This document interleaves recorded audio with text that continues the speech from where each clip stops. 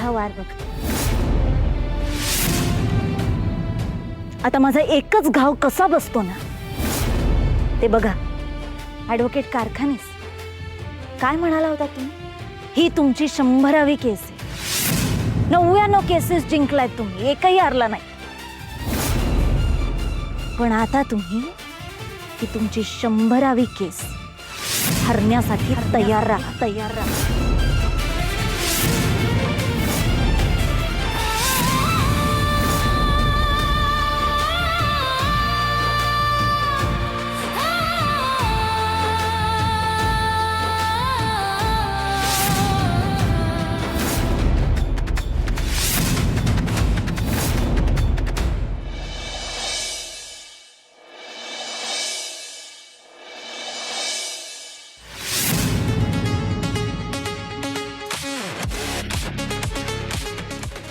विक्रांत, तुझ्यासाठी special chicken chilli. Thank you so much.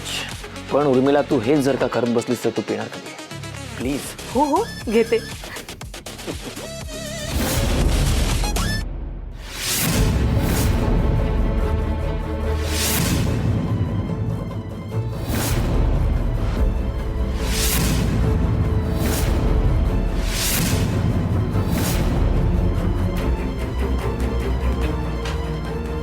काय आमचा आनंद बघवत नाही वाटतं तुम्हाला? उर्मिला, एका आईला त्याच्या मुलाचं सुख बघवत नाहीये. हो रे, मला पण कधी कधी डाऊट येतो, नक्की तू यांचा मुलगा आहे की तो इंद्रा? तोंड सांभाळून बोला उर्मिला. हो ना, मग लायकीत राहून वागायचं. आम्ही एन्जॉय करत असताना टेप बंद करायची काय गरज होती? कोणी शहाणपणा करायला सांगितला होता? वहिनी, हे बघा. अजित,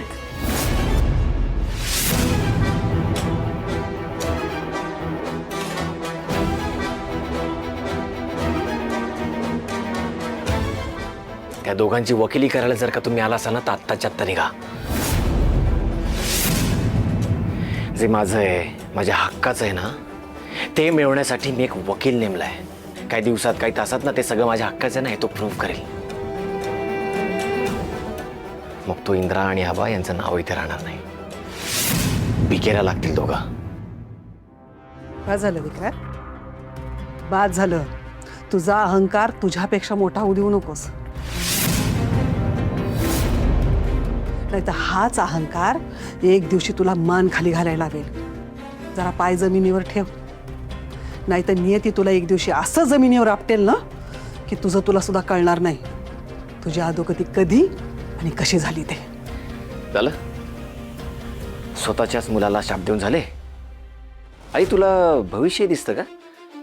हो, कळतंय ना. आपल्या मुलाचं हे असं वागणं बघून ना प्रत्येक आईला त्याचं भविष्य दिसत असतं. आणि मलाही दिसतंय. नाही, मला तर विश्वासच आहे की राणी तुला नक्कीच हरवून दाखवणार. हो का? पण कशी हो आई?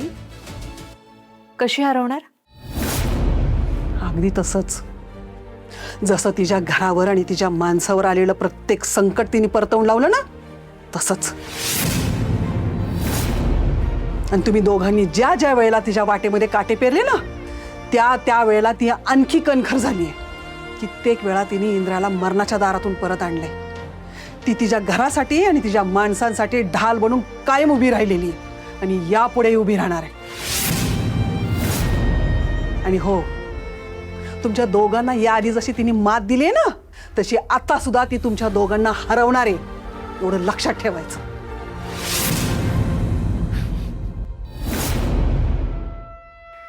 नाही, तिने आम्हाला आत्तापर्यंत मात दिली असेल, पण आता नाही.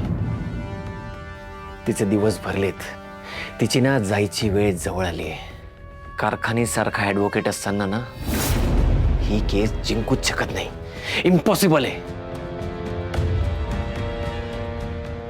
आता बघच त्या दोघांची काय वाट लावतो. जे माझं आहे ते मी मिळवून राहणार आहे.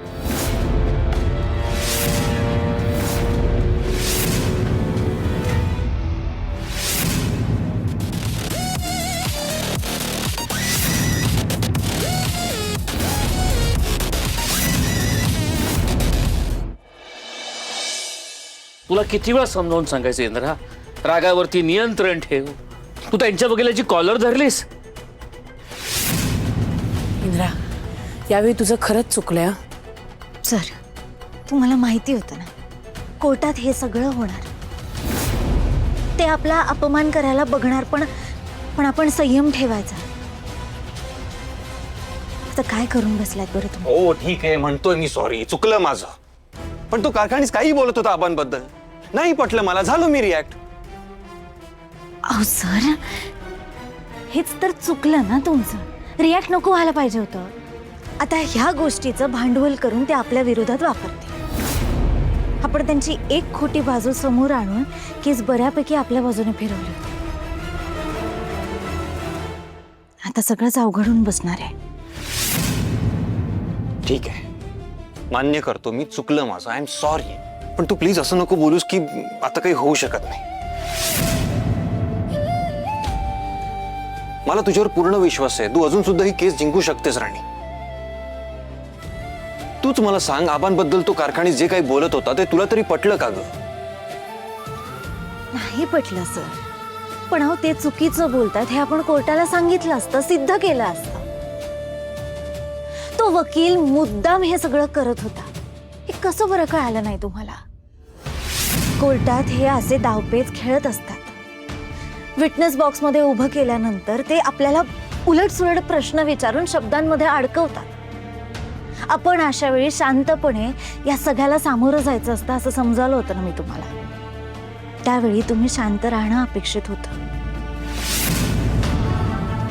पण तो वकील तुम्हाला उकसवत गेला आणि तुम्ही चिडत गेलात. आणि त्याला जे हवं होतं ते साध्य झालं. आता तुम्ही ह्या पुढे कुठल्याही हिअरिंगला येऊ शकणार नाही. सर, तुम्ही ताकद आहात माझी. आता त्या लोकांनी माझी ताकद अर्धी केल्यासारखं झालंय.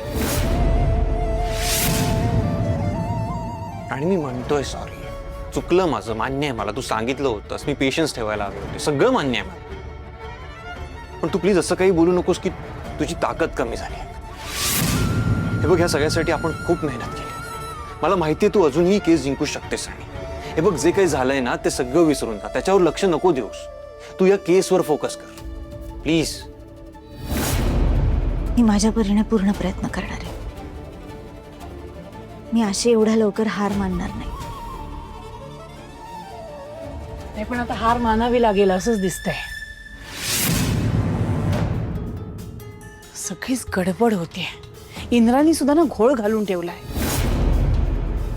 आणि तू सुद्धा त्या वकिलांना चॅलेंज करून